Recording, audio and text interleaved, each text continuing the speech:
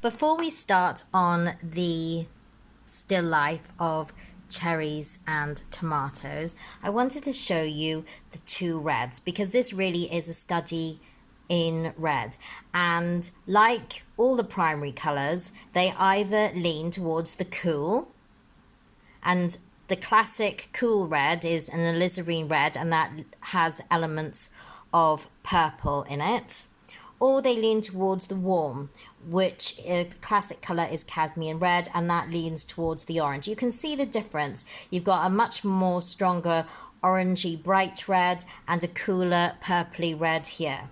Then I've got these two mixes here, and I want to show you what the classic warm colors are like mixed together. So you've got a cadmium red and a cadmium yellow. Both are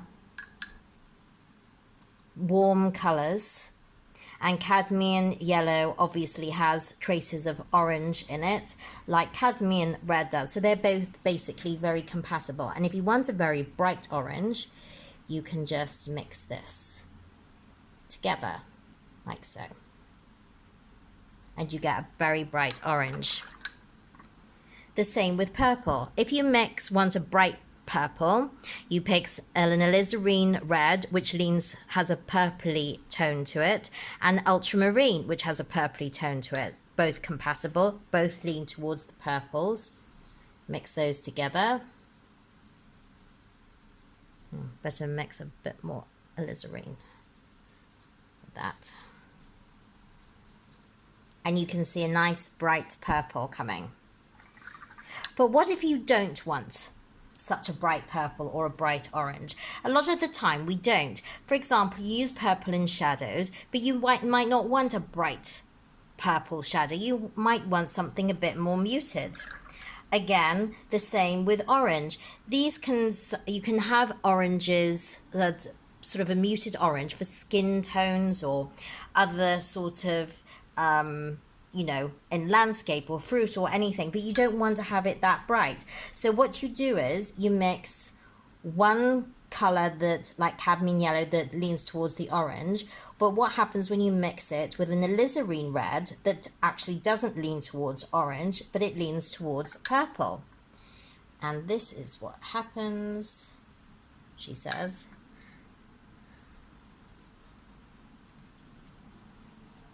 And you get a more muted orange, a softer orange. So this is very bright, this is muted. Again, the same with the ultramarine, leans towards purple, cadmium leans towards orange. What happens if you mix them together? You get a much more muted purple, which is great for soft shadows, and it looks more natural. So sometimes with mixes, sort of the bad mixes, they actually make more muted tones, but actually is more natural for your picture. So this is what we're going to do today. So we're going to look at tomatoes, which are obviously leaning towards a very warm cut red, which is cadmium red, and cherries, which you can have, which is more of a alizarin purpley red. You can actually use my photograph, or you can actually set it up for yourself, and you can use other things like for cherries you could use, I don't know, plums, for example, which I love painting plums, or any kind of tomatoes, any sort of red alizarin fruit. So have a go at mixing before you do that with your own palette, because as I always say to my students, when you have got these colors, I can show you these. I'm actually using Daler Rowney Student Quality, and this is slightly creamy paper. You might have a different company and it will be a slightly different mix, and you do need to get to know your colors. Have used an HB or B pencil to draw out the vague areas of the cherries, and I have spent particular time looking at where they overlap. So this one cherry is just off to itself, and I put the cherry stalk going that way. When you're actually putting out, by the way, cherries and tomatoes, think about the stalks as well, because actually it can help your eye move around the picture as well. This one is overlapping this cherry here.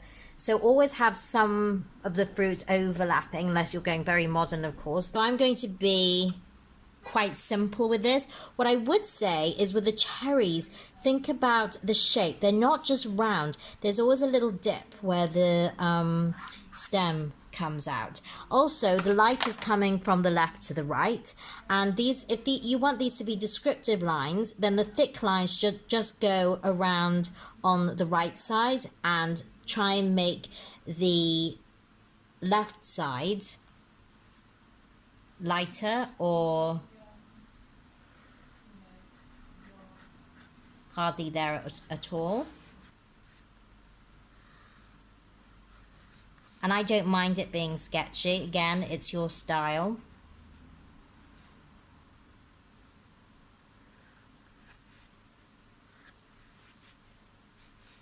But also, don't go around, you know, the shadows. If you've got light coming through from the left to the right, you've got distinctive shadow if you're working from my pictures.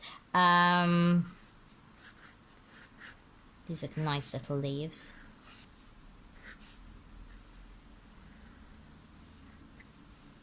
And gives it a bit of character as well.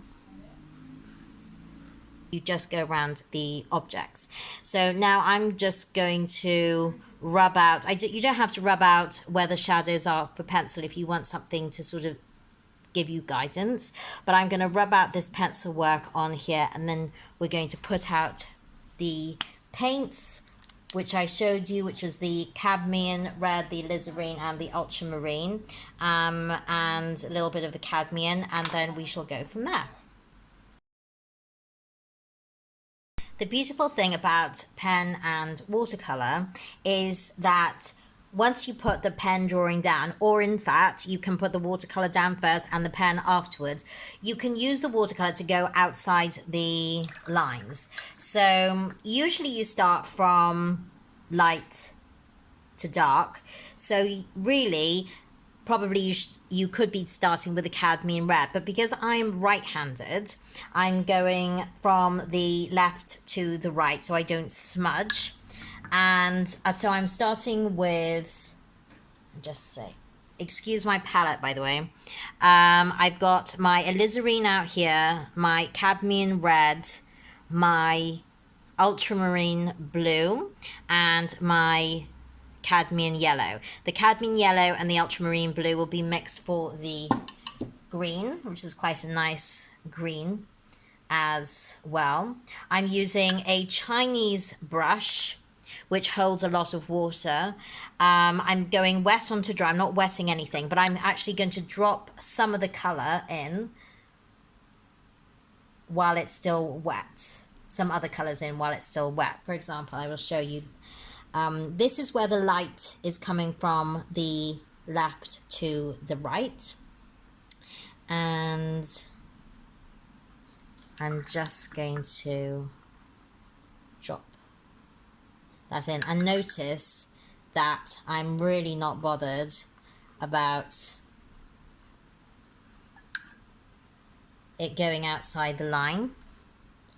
And while it's still wet, you can let that drop into it as well.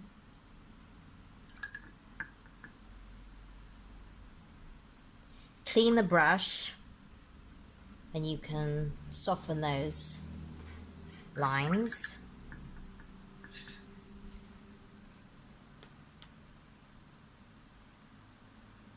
And then we're going to carry on doing exactly the same with the point of the brush. And notice that I'm taking the color into the shadow area and then dropping some ultramarine where the shadow lies, and just letting it seep into that area. So the light's coming from this side and the shadow is coming under here. and then you're going to just soften those edges. If you want to drop some more color in, you can. It's really that simple. I'm not worried about the stalks either.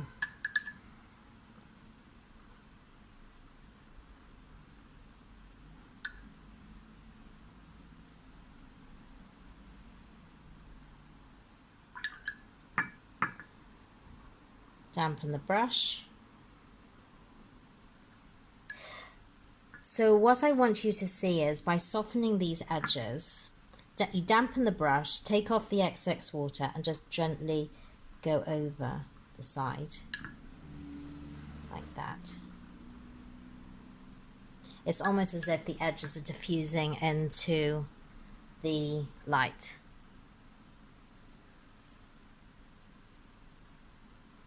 You can also put some purple in by mixing the alizarin with the ultramarine. So what I've actually done here is I've actually letting it mix naturally. So I put on alizarin with the ultramarine without, so letting them mix naturally, physically together on the paper. But you can also mix a purple and just drop that in there, and that's the alizarin and the ultramarine. I'm just going to let that dry and then we'll go on to the tomato. Now we're on to the tomatoes, which we're just going to use Cadmium Red.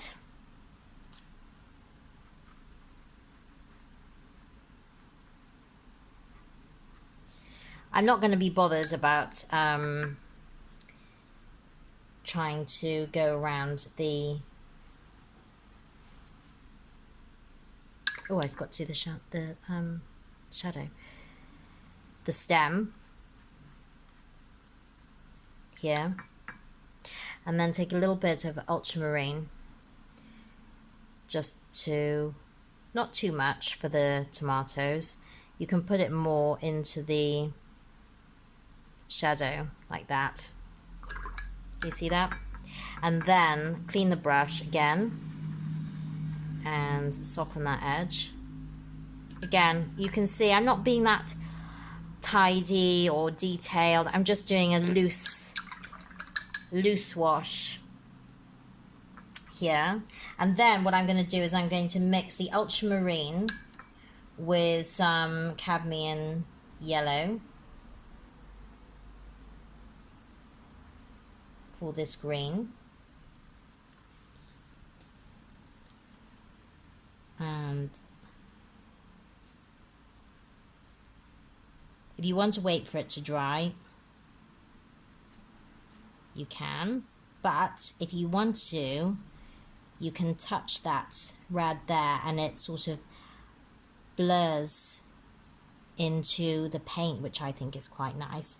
And then there's some shadow under here. Now you can put that across. You can either wait for it to dry and so it'll be hard, or I'm just putting it across, which makes it quite blurry as well. So because I'm trying to go for that loose style. This is dried quite nicely.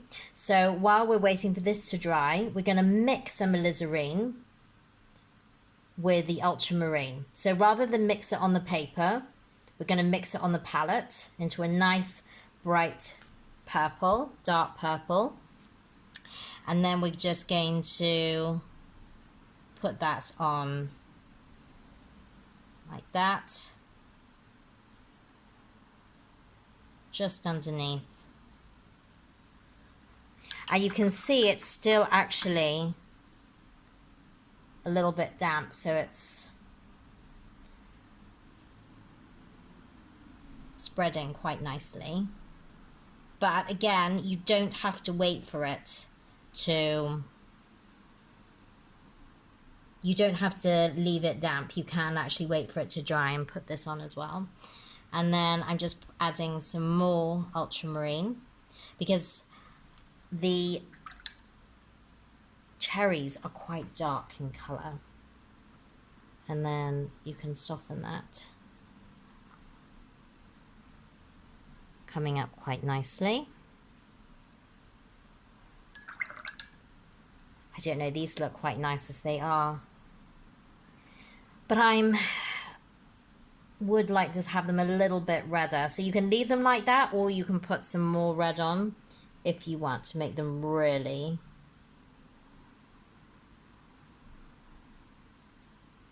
tomatoey red. Again, don't forget to soften those edges and bring this out into the shadow.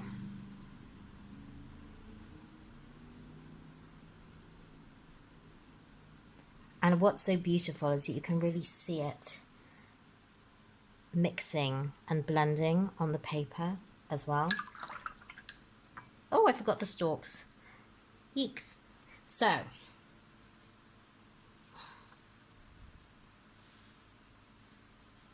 don't forget your stalks as well. And the stems.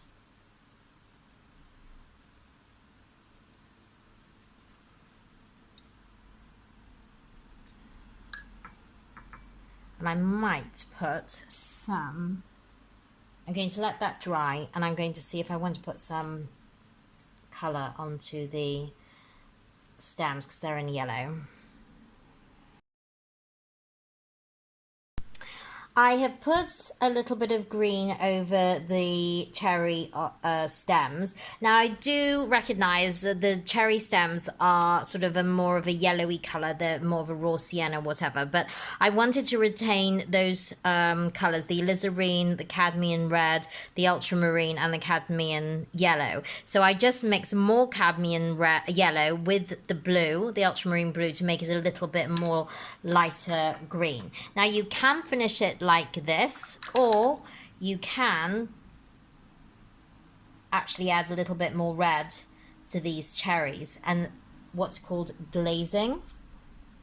And so I'm just adding pure alizarin red,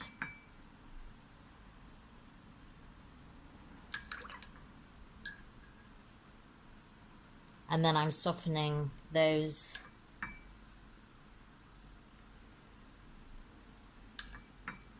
lines, and then I'm mixing a bit of purple with the ultramarine and the alizarin, and I'm just putting that across here to show that nice little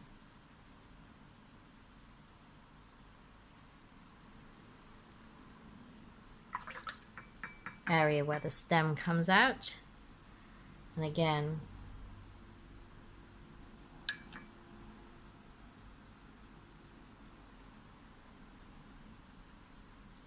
just put that red on top of that, because the thing is with cherries, they're such beautiful luscious colors and they have a lot of color depth in them, don't they? So, but don't try not to fiddle too much, she says to herself as well, because it's nice just to do something that's simple.